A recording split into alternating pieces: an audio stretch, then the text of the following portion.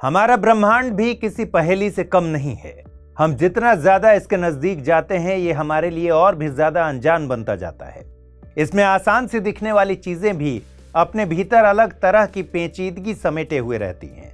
कहने का मतलब यह है कि इस ब्रह्मांड में न जाने ऐसी कितनी ही चीजें हैं जो दिखती तो नॉर्मल हैं, पर उनके पीछे का लॉजिक काफी अलग और हैरान कर देने वाला होता है। जैसे कि आप सूर्य ग्रहण या चंद्र ग्रहण को ही ले लीजिए। सदियों से सूरज और चंद्रमा का अचानक अंधेरा हो जाना देवताओं की नाराजगी या आने वाली बुरी चीजों के संकेत के रूप में देखा जाता था।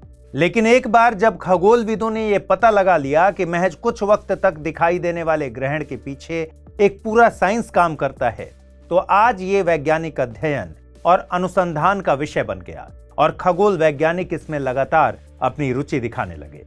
नमस्कार, मैं हूं अमृत उपाध्याय और आप देख रहे हैं हमारा खास कार्यक्रम साइंटिफिक सोच। आज के एपिसोड में हम सूर्य ग्रहण और चंद्र ग्रहण के पीछे के पूरे विज्ञान पर से पर्दा हटाएंगे।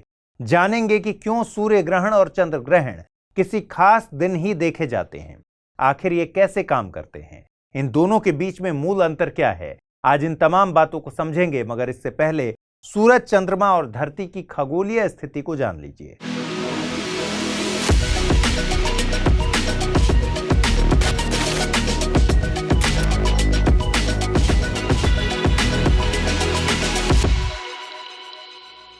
आप में से ज्यादातर लोग ये जानते होंगे कि हमारे सौर मंडल का मुखिया और सबसे नजदीक का सितारा सूर्य सौर मंडल में अपने स्थान पर टिका होता है और धरती इसका चक्कर लगाती है।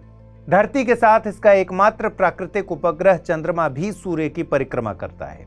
हालांकि यह सूरज की परिक्रमा के साथ साथ धरती का भी चक्कर लगाता है और इस दौरान यह पृथ्वी से नजदीक और दूर होता रहता है। इस तरह इन तीनों ही पिंड की जो खगोलीय स्थिति बनती है, वही सूर्य और चंद्र ग्रहण का कारण बनता है। इसमें चंद्र ग्रहण तब होता है जब पूर्णिमा के दौरान चंद्रमा पृथ्वी की छाया में गुजरता है। चूंकि चंद्रमा पृथ्वी की कक्षा में ही क्षैतिज यानी हॉरिजॉन्टल तल पर धरती का चक्कर लगाता है, ऐसे में चंद्रमा पर पड़ने वाला सूर्य का प्रकाश जब पृथ्वी से बाधित हो जाता है, तब चंद्र ग्रहण की स्थिति बनती है। ग्रहण के समय सूर्य, पृथ्वी और चंद्रमा लगभग एक सीध में होते हैं। इस कारण पृथ्वी की छाया चंद्रमा की स्थिति पर ग्रहण लगा देती है। चंद्र ग्रहण 3 प्रकार से लगता है: पूर्ण चंद्र ग्रहण, आंशिक और उपछाया या पेनुम्ब्रल चंद्र ग्रहण। पूर्ण चंद्र ग्रहण तब होता है जब चंद्रमा पृथ्वी की छाया के ठीक बीच से गुजरता है और पूरी तरह से इस छाया से ढका हुआ होता है। इस दौरान चंद्रमा पर पड़ने वाली सूर्य की रोशनी पृथ्वी के वायुमंडल से होकर गुजरती है, जहां छोटी तरंग दैर्ध्य वाले रंग पृथ्वी के वायुमंडल में बिखर जाते हैं और लाल और नारंगी जैसे लंबे तरंग दैर्ध्य वाले रंग पृथ्वी के वायुमंडल में पीछे की ओर दूर तक जाते हैं, जो ग्रहण में कभी कभी चंद्रमा को लाल रंग दे देते हैं। इस लाल चंद्रमा को ही दुनिया ब्लड मून के नाम से जानती है। इस तरह का लाल दिखने वाला पूर्ण चंद्र ग्रहण अन्य चंद्र ग्रहण की तुलना में काफी दुर्लभ होता है। वहीं आंशिक चंद्र ग्रहण तब होता है जब सूर्य, चंद्रमा और पृथ्वी पूरी तरह से एक सीधी रेखा में ना होकर थोड़ा अलग अलग से एक सीधी रेखा में आते हैं, जिससे पृथ्वी की छाया चंद्रमा को पूरी तरह से नहीं ढक पाती।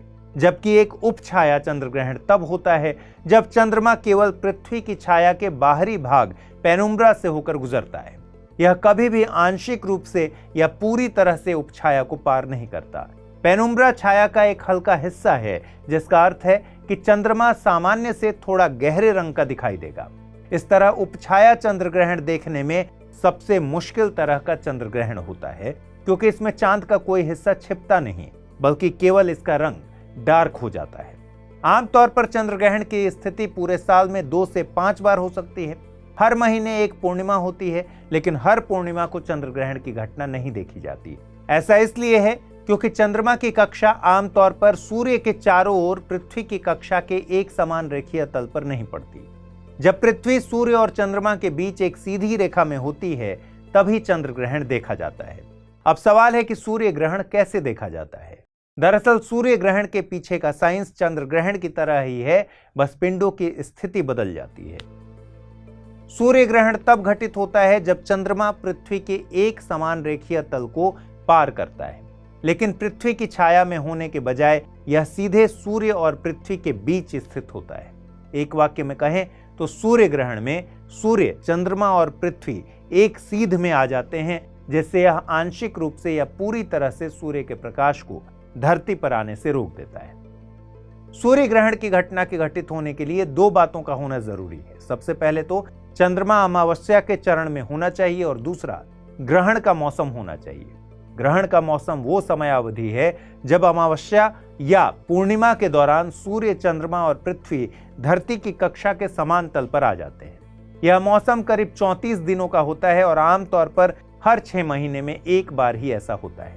यदि ग्रहण के मौसम के दौरान अमावस्या होती है तो चंद्रमा द्वारा डाली गई छाया पृथ्वी पर पड़ती है, जिसके चलते सूर्य ग्रहण होता है। ग्रहण का मौसम हमेशा इसलिए नहीं होता क्योंकि अधिकांश समय चंद्रमा की कक्षा थोड़ी झुकी हुई होती है, जिससे चंद्रमा की छाया पृथ्वी के ऊपर या नीचे पड़ती है और हमें सूर्य ग्रहण नहीं मिलता। चंद्रमा की कक्षा थोड़ी झुकी हुई होने के कारण ही सभी सूर्य ग्रहण एक जैसे नहीं दिखते। सूर्य ग्रहण के दौरान हम ग्रहण के जिस भी प्रकार को देखते हैं उसमें सूर्य, चंद्रमा और पृथ्वी के बीच की दूरी की खास भूमिका होती है, क्योंकि हम जानते हैं कि चंद्रमा सूर्य से बहुत छोटा है, व्यास में सूर्य से लगभग 400 गुना छोटा है। हालांकि धरती से हमें दोनों ही लगभग एक ही आकार के दिखते हैं। ऐसा इसलिए है क्योंकि सूर्य चंद्रमा से लगभग 400 गुना अधिक दूरी पर स्थित है।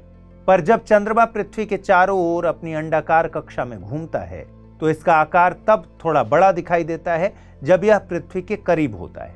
इसी तरह जब यह पृथ्वी से दूर होता है तो थोड़ा छोटा दिखाई देता है। दूरी में यही अंतर अलग अलग प्रकार के सूर्य ग्रहणों में योगदान देता है। चंद्र ग्रहण के जैसे सूर्य ग्रहण भी 3 तरह के होते हैं: पूर्ण सूर्य ग्रहण, आंशिक सूर्य ग्रहण और वलयाकार सूर्य ग्रहण। पूर्ण सूर्य ग्रहण के दौरान चंद्रमा अपनी कक्षा में पृथ्वी के करीब होता है और बड़ा दिखाई देता है, जिससे सूर्य की डिस्क पूरी तरह से चंद्रमा के पीछे छिप जाती है। वहीं वलयाकार सूर्य ग्रहण तब होता है जब सूर्य, चंद्रमा और पृथ्वी ठीक से संरेखित होते हैं, लेकिन चंद्रमा अपनी कक्षा में बहुत दूर होता है। ऐसा होने से चंद्रमा सूर्य की डिस्क को पूरी तरह से कवर नहीं कर पाता, जिससे सूर्य की डिस्क का एक पतला वलय चंद्रमा के चारों ओर जलता हुआ दिखाई देता है, जो एक जलती हुई रिंग के समान दिखाई देता है। इसीलिए इस सूर्य ग्रहण को रिंग ऑफ फायर के नाम से भी जाना जाता है। आंशिक ग्रहण तब घटित होता है जब चंद्रमा अपनी कक्षा में पृथ्वी के लगभग ऊपर या नीचे होता है। इससे चंद्रमा की छाया का केवल एक हिस्सा ही पृथ्वी पर पड़ता है। इस स्थिति में सूर्य की सतह का केवल एक भाग ही चंद्रमा से ढका दिखाई देता है। सभी सूर्य ग्रहणों में पूर्ण सूर्य ग्रहण अवधि में सबसे छोटे होते हैं। केवल 10 सेकंड से 7.5 मिनट के बीच ही ये ग्रहण रहता है, जबकि वलयाकार ग्रहण 10 मिनट तक का हो सकता है। वहीं आंशिक ग्रहण की अवधि लंबी और बेहद अलग भी हो सकती है। पृथ्वी पर किसी एक स्थान से पूर्ण ग्रहण देखने की संभावना जीवन काल में एक बार से भी कम होता है। ऐसा इसलिए क्योंकि प्रत्येक सूर्य ग्रहण पृथ्वी पर केवल एक छोटे से क्षेत्र से ही दिखाई देता है। अब आप पूछेंगे कि ऐसा क्यों? असल में चंद्रमा के चक्कर लगाने और पृथ्वी के घूमने के कारण ग्रहण की छाया धरती की सतह पर तकरीबन 1400 मील प्रति घंटे की गति से दौड़ती है।